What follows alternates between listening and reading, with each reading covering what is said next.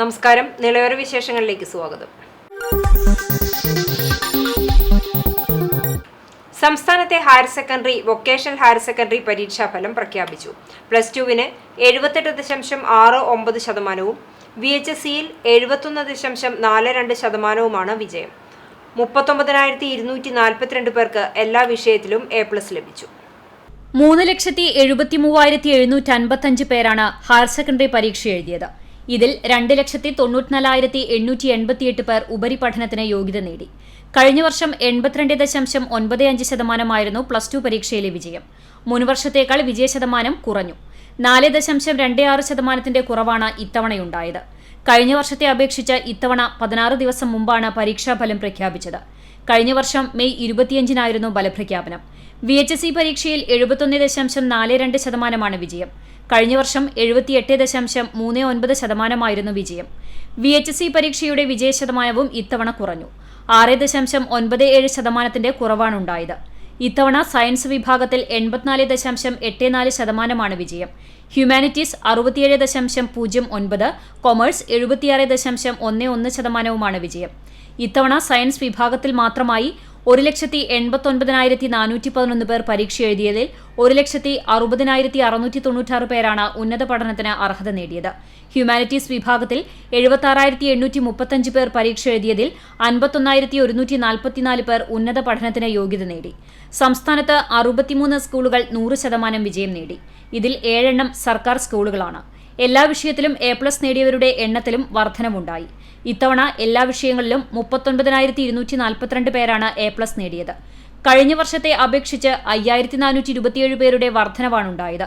സർക്കാർ സ്കൂളുകളിൽ 100% വിജയം നേടിയ സ്കൂൾ അധികമില്ലാത്തതിനാൽ അന്വേഷണം നടത്തുമെന്നും 2 ആഴ്ചയ്ക്കുള്ളിൽ റിപ്പോർട്ട് നൽകാൻ നിർദ്ദേശിച്ചിട്ടുണ്ടെന്നും മന്ത്രി വി ശിവൻകുട്ടി പറഞ്ഞു. News desk CCTV. പൊന്നാനിയിൽ ഒറ്റയ്ക്ക് താമസിച്ചിരുന്ന സ്ത്രീയെ മർദ്ദിച്ചു കെട്ടിയിട്ട് 3.5 പവൻ സ്വർണം കവർന്ന സംഭവം. സ്ത്രീയടക്കം പൊന്നാനി സ്വദേശികളായ 2 പേർ പിടിയിൽ. പൊന്നാനി മുക്കൂട്ടക്കൽ പാടാരിയിൽ 45 വയസ്സുള്ള പ്രീതി, പൊന്നാനി തൃക്കാവ് സ്വദേശി 33 വയസ്സുള്ള ഐനിക്കൽ വിനു എന്നിവരെയാണ് അന്വേഷണ സംഘം പിടികൂടിയത്. പൊന്നാനി ഐശ്വര്യ തിയേറ്ററിനടുത്ത് നൈതലൂരിൽ താമസിച്ചിരുന്ന പരേതനായ കുന്തലകത്ത് വേണുവിന്റെ ഭാര്യ 65 വയസ്സുള്ള രാധയെയാണ് ആക്രമിച്ച് സ്വർണം കവർന്നത്. ബുധനാഴ്ച പുലർച്ചെ 5 മണിയോടെയാണ് സംഭവം. വീട്ടിലേക്ക് അതിക്രമിച്ച് കയറി വന്ന മോഷ്ടാവ് രാധയുടെ വായയിൽ ടാപ്പൊട്ടിച്ച് കൈയും കാലും തുണിയുപയോഗിച്ച് കെട്ടിയിടുകയും ചെയ്ത ശേഷം കാതിലും കഴുത്തിലുമുണ്ടായിരുന്ന ആഭരണങ്ങൾ കവർന്ന് രക്ഷപ്പെടുകയായിരുന്നു. 2 വളയും കമ്മലും മാലയും അടക്കം 3.5 പവൻ സ്വർണമാണ് സംഘം കവർന്നത്. സംഭവം അറിഞ്ഞ നാട്ടുകാർ അവശനിലയിലായ രാധയെ പൊന്നാനി താലൂക്ക് ആശുപത്രിയിൽ എത്തിക്കുകയായിരുന്നു. സംഭവം അറിഞ്ഞ ഉടൻ തന്നെ പോലീസ് അന്വേഷണം തുടങ്ങിയിരുന്നു. വൈകാതെ തന്നെ പ്രതികളെക്കുറിച്ച് അന്വേഷണ സംഘത്തിന് സൂചന ലഭിക്കുകയും പ്രതികളെ വലയിലാക്കാനും കഴിഞ്ഞു. പിടിയിലായ പ്രതികളെ സംഭവസ്ഥലത്തെത്തിച്ച് മൊഴിയെടുക്കും. ഇവർക്ക് പ്രദേശത്ത് നടന്ന സമാനമായ മറ്റു കവർച്ചകളിൽ പങ്കുണ്ടോ എന്നും പോലീസ് അന്വേഷിക്കുന്നുണ്ട്. CCTV news Thrithala. ബൈക്കിലെത്തിയ 2 അംഗ സംഘം കവർന്ന സ്വർണ്ണമാലകൾ വീട്ടുമുറ്റത്ത് ഉപേക്ഷിച്ച നിലയിൽ കണ്ടെത്തി. ഏപ്രിൽ 30-ന് ഉച്ചയ്ക്ക് 2:30-യോടെയായിരുന്നു സംഭവം. ചെറുതുരുത്തി പള്ളിക്കരയിൽ തോറ്റപ്പറമ്പിൽ വീട്ടിൽ പരേതനായ കൃഷ്ണന്റെ ഭാര്യ ഉർവശിയുടെ 1.5 പവൻ വരുന്ന മാലയും ഇവരുടെ പേരമകൻ ദിനേശന്റെ ഭാര്യ രജിതയുടെ 4 പവൻ വരുന്ന സ്വർണ്ണമാലയുമാണ് ബൈക്കിലെത്തിയവർ കവർന്നത്. അസുഖബാധിതയായി വീടിനകത്ത് കിടപ്പിലായിരുന്ന ഉർവശിയുടെ മാല വീടിനകത്ത് കയറിയാണ് മോഷ്ടാവ് കവർന്നത്. പുറത്തു നിൽക്കുകയായിരുന്ന രജിതയുടെ വായ പൊത്തിപ്പിടിച്ച് കഴുത്തിൽ കിടന്ന മാല പൊട്ടിക്കുകയായിരുന്നു. സംഭവത്തിൽ ചെറുതുരുത്തി പോലീസ് അന്വേഷണം ഊർജിതമാക്കിയിരുന്നു. കഴിഞ്ഞ ദിവസം CCTV ദൃശ്യത്തിൽ കണ്ട 2 പേരെ സ്റ്റേഷനിൽ എത്തിച്ച് ചോദ്യം ചെയ്തിരുന്നു. ഇതിനുശേഷമാണ് ബുധനാഴ്ച രാവിലെ വീടിന്റെ മുറ്റത്തുള്ള പൈപ്പിന്റെ ചുവട്ടിൽ മാലകൾ ഉപേക്ഷിച്ച നിലയിൽ കണ്ടത്. മാലകൾ പരിശോധിച്ച വീട്ടുകാർ ഒരു മാലയിലെ കൊളുത്തും മറ്റൊരു മാലയിലെ താലിയും നഷ്ടപ്പെട്ടതായി കണ്ടെത്തി. ചെറുതുരുത്തി CI ബോബി വർഗീസിന്റെ നേതൃത്വത്തിലുള്ള പോലീസ് സംഘം സ്ഥലത്തെത്തി സ്വർണം പരിശോധിച്ചതിന് ശേഷം കോടതിയിലേക്ക് അയച്ചു. മാലകൾ കിട്ടിയതിൽ സന്തോഷമുണ്ടെന്നും കുറ്റവാളികളെ പിടികൂടണമെന്നും വീട്ടുടമ ദിനേശ് പറഞ്ഞു. CCTV ന്യൂസ് തളി. പാലക്കാട്, മലപ്പുറം ജില്ലകളെ ബന്ധിപ്പിച്ച് ഭാരതപ്പുഴയിൽ നിർമ്മിക്കുന്ന കാങ്കപ്പുഴ റെഗുലേറ്റർ കം ബ്രിഡ്ജിന്റെ നിർമ്മാണം ഒക്ടോബർ മാസത്തോടെ പൂർത്തിയാകും. നിലവിൽ ജോലികൾ വേഗത്തിൽ പുരോഗമിക്കുന്നുണ്ടെന്നും നിർമ്മാണ കാലാവധിക്ക് മുമ്പായി ജോലികൾ പൂർത്തിയാക്കുമെന്നും കരാർ കമ്പനി അധികൃതർ അറിയിച്ചു. 28 ഷട്ടറുകളുള്ള റെഗുലേറ്റർ കം ബ്രിഡ്ജിന്റെ തൂണുകളുടെ നിർമ്മാണം മെയ് അവസാനത്തോടെ പൂർത്തിയാകും. 30 തൂണുകളുള്ള പാലത്തിന്റെ 16 തൂണുകളുടെ നിർമ്മാണം പൂർത്തിയായി. ബാക്കി തൂണുകളുടെ ജോലികൾ പുരോഗമിക്കുകയാണ്. പുഴയിൽ ജലനിരപ്പ് ഉയരുന്നതിന് മുൻപായി തൂണുകളുടെയും അനുബന്ധ കോൺക്രീറ്റ് നിർമ്മാണങ്ങളും പൂർത്തിയാകും. തൂണുകൾ നിർമ്മിച്ചു വരുന്നതിനനുസരിച്ച് മുകൾ ഭാഗത്തെ റോഡിന്റെ കോൺക്രീറ്റ് ജോലികളും ഇപ്പോൾ പുരോഗമിക്കുന്നുണ്ട്. കോൺക്രീറ്റ് ചെയ്തു കഴിഞ്ഞ ഭാഗത്ത് ഇരുവശത്തുമായി കൈവരികളും സ്ഥാപിച്ചു. ഇതുവരെ 10 ഷട്ടറുകളും സ്ഥാപിച്ചിട്ടുണ്ട്. 102 കോടി രൂപ ചെലവിട്ടാണ് കുമ്പിടിയിൽ നിന്ന് കുറ്റിപ്പുറത്തേക്ക് റെഗുലേറ്റർ കം ബ്രിഡ്ജ് നിർമ്മിക്കുന്നത്.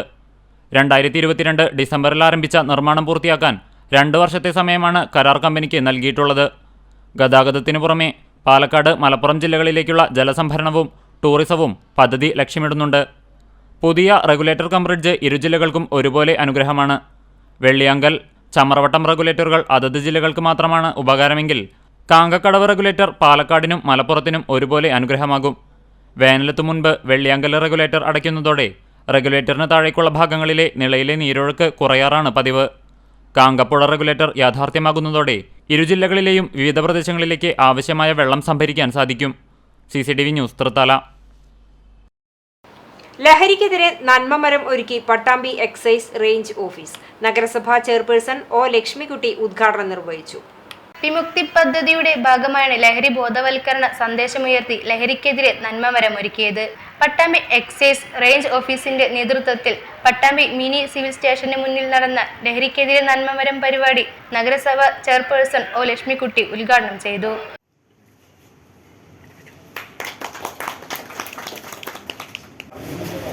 പ്രിയമുള്ളവരെ, വളരെ ഒരു നല്ല ഉദ്യമത്തിനാണ് ഇന്ന് തുടക്കം കുറിച്ചിട്ടുള്ളത്. നന്മമരം, ലഹരിക്കെതിരെ വിമുക്തിയുടെ ഭാഗമായി ഇന്ന് നമ്മൾ നന്മമരത്തിൽ നമ്മൾ ബോർഡുകൾ കെട്ടിത്തൂക്കിക്കൊണ്ടാണ് നമ്മൾ ഇന്നത്തെ ഒരു പ്രവർത്തനത്തിന് തുടക്കം കുറിച്ചിട്ടുള്ളത്. തീർച്ചയായും ഇന്ന് സമൂഹത്തിൽ നിലനിൽക്കുന്ന ഈ ഇത്തരത്തിലുള്ള ഒരു ഗുരുതരമായ പ്രശ്നത്തെ ഒരു പരിഹാരം കണ്ടെത്തുന്നതിന് നമുക്ക് പൂർണ്ണമായും പരിഹാരം കണ്ടെത്താൻ സാധിച്ചില്ലെങ്കിൽ പോലും ഇന്ന് ഒരു പരിധിവരെ നമ്മുടെ എക്സൈസ് വകുപ്പ് അതിന് മുന്നിട്ടിറങ്ങുന്നുണ്ട്. എക്സൈസ് വകുപ്പിനെ കൃത്യമായും അത് പ്രയോജനപ്പെടുത്തി ജനങ്ങളെ ബോധവാന്മാരാക്കുന്നതിന് വേണ്ടിയിട്ട് പ്രവർത്തിക്കുന്നതിൽ വളരെയധികം സന്തോഷമുണ്ട്. ഡിപ്പാർട്ട്മെന്റിന് വിവിധ വകുപ്പ് ഉദ്യോഗസ്ഥന്മാരും ജീവനക്കാരും ലഹരി ബോധവൽക്കരണ സന്ദേശങ്ങൾ മരത്തിന്റെ ചില്ലകളിൽ കെട്ടിത്തൂക്കി. എക്സൈസ് ഇൻസ്പെക്ടർ KT ഷനൂജ് അധ്യക്ഷത വഹിച്ചു. തഹസിൽദാർ ബിന്ദു, ഭൂരേഖ tahsildar Girijadevi, assistant excise inspector grade Sadananda Kammath, Vimukthi coordinator Arathi, civil excise ഓഫീസർമാരായ ജയപ്രകാശ്, മനോഹർ, ബിനു, വനിതാ സിവിൽ എക്സൈസ് ഓഫീസർമാരായ സന്ധ്യ, പൊന്നുവാവ എന്നിവർ പങ്കെടുത്തു. രാജ്യത്തും വിദേശത്തുമായി 80-ലധികം ആഭ്യന്തര അന്താരാഷ്ട്ര വിമാനങ്ങൾ എയർ ഇന്ത്യ എക്സ്പ്രസ് യാതൊരുവിധ മുന്നറിയിപ്പുമില്ലാതെ റദ്ദാക്കിയ നടപടിയിൽ സിവിൽ വ്യോമയാന വകുപ്പ് മന്ത്രി ഇടപെടണമെന്ന് TN പ്രതാപൻ MP ആവശ്യപ്പെട്ടു. എയർ ഇന്ത്യ ഡ്യൂട്ടി സ്റ്റാഫിന്റെ മിന്നൽ പണിമുടക്കിന്റെ ഭാഗമായി കൊച്ചി, തിരുവനന്തപുരം, ഡൽഹി, കണ്ണൂർ തുടങ്ങിയ വിമാനത്താവളങ്ങൾ വഴി വിദേശത്തേക്ക് പോകാനുള്ള ധാരാളം പേർ ഇതുമൂലം ദുരിതം അനുഭവിക്കുകയാണ്. ഉടൻ തന്നെ ജോലിക്ക് കയറിയില്ലെങ്കിൽ ജോലി നഷ്ടപ്പെടുന്നവരാണ് കൂടുതൽ പേരും. ഷാർജ, മസ്കറ്റ്, അബുദാബി, ബഹ്റൈൻ എന്നിവിടങ്ങളിൽ നിന്നുള്ള വിമാനങ്ങളും റദ്ദ് ചെയ്തവയിൽ പെടും. യാത്രക്കാരായ സ്ത്രീകളും കുട്ടികളും പ്രായമായവരും ഏറെ പ്രയാസം നേരിടുകയാണ്. വിഷയത്തിന്റെ ഗൗരവം കണക്കിലെടുത്ത് അടിയന്തരമായി ഇടപെട്ട് പ്രശ്നം പരിഹരിക്കണമെന്ന് വ്യോമയാന വകുപ്പ് മന്ത്രി ജ്യോതിരാദിത്യ സിന്ധ്യയ്ക്ക് അയച്ച കത്തിലൂടെ TN പ്രതാപൻ ആവശ്യപ്പെട്ടു. ഒരിടവേള. CCTVയിലൂടെ നിങ്ങളുടെ പ്രിയപ്പെട്ടവർക്ക് തീർത്തും സൗജന്യമായി ആശംസകൾ നേരാം. ജന്മദിനം, വിവാഹം, വിവാഹ വാർഷികം തുടങ്ങിയ അവിസ്മരണീയ ആഘോഷവേളകളിൽ നിങ്ങളുടെ പ്രിയപ്പെട്ടവർക്ക് CCTVയിലൂടെ തികച്ചും സൗജന്യമായി ആശംസകൾ നേരാം. അതിനായി ഫോട്ടോയും വിശദാംശങ്ങളും മെയിൽ അയയ്ക്കുകയോ അല്ലെങ്കിൽ ഓഫീസിൽ വൈകിട്ട് 4 മണിക്കുള്ളിൽ നേരിട്ടെത്തി നൽകുകയോ ചെയ്യാം. WhatsApp number 89 43 35 14 00. Mail ID cctvnews@gmail.com. ആശംസകൾ മെയിൽ അയക്കുന്നവരും വാട്സ്ആപ്പ് ചെയ്യുന്നവരും നിർബന്ധമായും ഓഫീസിൽ വിളിച്ച് ഉറപ്പുവരുത്തേണ്ടതാണ്. കൂടുതൽ വിവരങ്ങൾക്ക് 89 43 35 14 00, 89 43 35 14 26. നമ്പറുകൾ ഒരിക്കൽ കൂടി 89 43 35 14 00, 89 43 35 14 26. CCTV, നിങ്ങളുടെ സ്വന്തം പ്രാദേശിക ചാനൽ. വാർത്തയിലേക്ക്. പൂമുള്ളി 6ാം തമ്പുരാൻ സ്മാരക വിദ്യാശ്രേഷ്ഠ പുരസ്കാരം ഡോക്ടർ C ഉഷയ്ക്കും ഡോക്ടർ ഡൊണാറ്റയ്ക്കും സമ്മാനിക്കും. മെയ് 12-ന് പെരിങ്ങോട് പൂമുള്ളിയിലാണ് പുരസ്കാര വിതരണ ചടങ്ങ് നടത്തുന്നതെന്ന് സംഘാടകർ പട്ടാമ്പിയിൽ വിളിച്ചു ചേർത്ത വാർത്താ സമ്മേളനത്തിൽ അറിയിച്ചു. രണ്ടാമത് പെരിങ്ങോട് പൂമുള്ളി ആറാം തമ്പുരാൻ സ്മാരക വൈദ്യശ്രേഷ്ഠ അവാർഡും പുസ്തക പ്രകാശനവുമാണ് മെയ് 12 വൈകിട്ട് 4 മണിക്ക് പൂമുള്ളിമന അങ്കണത്തിൽ വെച്ച് നടക്കുന്നതെന്ന് സംഘാടകർ പട്ടാമ്പിയിൽ ചേർത്ത വാർത്താ സമ്മേളനത്തിൽ അറിയിച്ചു. 4 പതിറ്റാണ്ടായി അലോപ്പതി രംഗത്ത് പ്രവർത്തിക്കുന്ന ഡോക്ടർ ഉഷ, കന്യാസ്ത്രീകളിൽ ആദ്യ ഡോക്ടറായി 4 പതിറ്റാണ്ട് കാലമായി ആയുർവേദ രംഗത്ത് പ്രവർത്തിക്കുന്ന ഡോക്ടർ ഡൊണാറ്റ എന്നിവർക്കാണ് ഇത്തവണ പൂമുള്ളി ആറാം തമ്പുരാൻ സ്മാരക പുരസ്കാരം നൽകുന്നതെന്നും സംഘാടകർ പറഞ്ഞു. 10,000 രൂപയും ഫലകവും പ്രശസ്തിപത്രവും അടങ്ങുന്നതാണ് പുരസ്കാരം. അപ്പോൾ ഒരു അലോപ്പതി ഡോക്ടർക്കും ഒരു ആയുർവേദ ഡോക്ടർക്കുമാണ് എല്ലാ വർഷവും കൊടുക്കാൻ ട്രസ്റ്റ് ചെയ്തു വരുന്നത്. ഈ വർഷത്തെ നമ്മൾ തീരുമാനിച്ചിട്ടുള്ളത് ഡോക്ടർ സി ഉഷ, അത് മോഡേൺ ഹോസ്പിറ്റലിൽ ദീർഘകാലമായിട്ട് സേവനം അനുഷ്ഠിച്ചു വരുന്ന ഡോക്ടറാണ് ഗൈനക്കോളജിയിൽ. അപ്പോൾ അവർ ഏകദേശം 4 പതിറ്റാണ്ടായിട്ട് ഈ രംഗത്തുണ്ട്.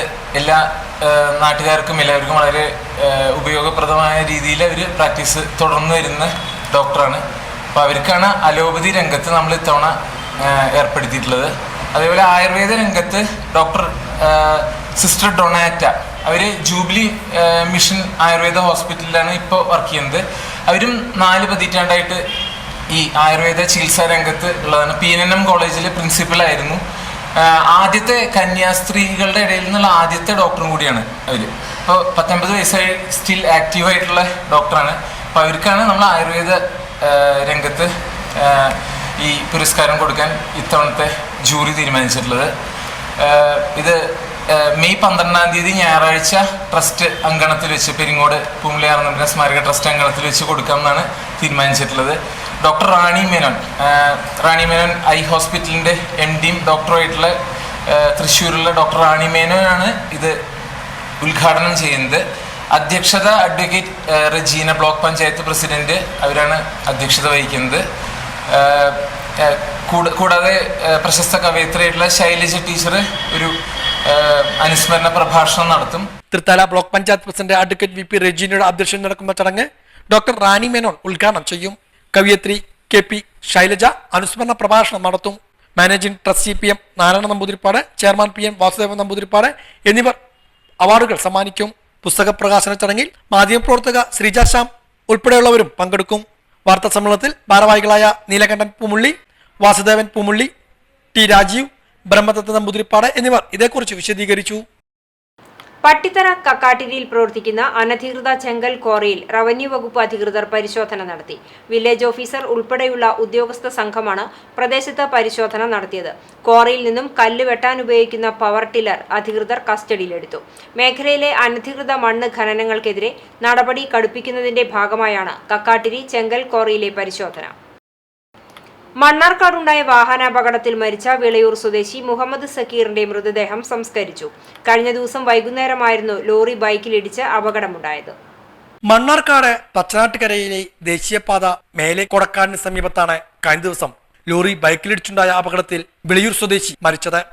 വിളയൂർ ക്ലിക്കോട്ടിൽ അബു ഫാത്തിമ ദമ്പതികളുടെ മകനായ മുഹമ്മദ് സക്കീറാണ് മരിച്ചത്. 37 വയസ്സായിരുന്നു. കഴിഞ്ഞ ദിവസം വൈകുന്നേരത്തോടെയായിരുന്നു അപകടം. മണ്ണാർക്കാട് നിന്നും പെരിന്തമണ്ണ ഭാഗത്തേക്ക് ബൈക്കിൽ പോകുകയായിരുന്നു സക്കീർ. തൊട്ടു പിന്നിൽ പോയ ലോറി ടയർ പൊട്ടിയതിനെ തുടർന്ന് പെട്ടെന്ന് നിർത്തുകയും ഈ സമയം പിന്നിൽ വരികയായിരുന്ന മറ്റൊരു ലോറി ബൈക്കിൽ ഇടിക്കുകയുമായിരുന്നു. സക്കീറിനെ ഉടൻ ആശുപത്രിയിൽ എത്തിച്ചെങ്കിലും ജീവൻ രക്ഷിക്കാനായില്ല. നാട്ടുകൽ പോലീസും മണ്ണാർക്കാട് നിന്നും അഗ്നിശമന സേനയും സ്ഥലത്തെത്തിയിരുന്നു. മൃതദേഹം പോസ്റ്റ്മോർട്ടത്തിന് ശേഷം വ്യാഴാഴ്ച ഉച്ചയോടെ കബറടക്കി. മുസ്ലിഫയാണ് മുഹമ്മദ് സക്കീറിന്റെ ഭാര്യ. സയ, സൻഹ ഫാത്തിമ എന്നിവർ മക്കളാണ്.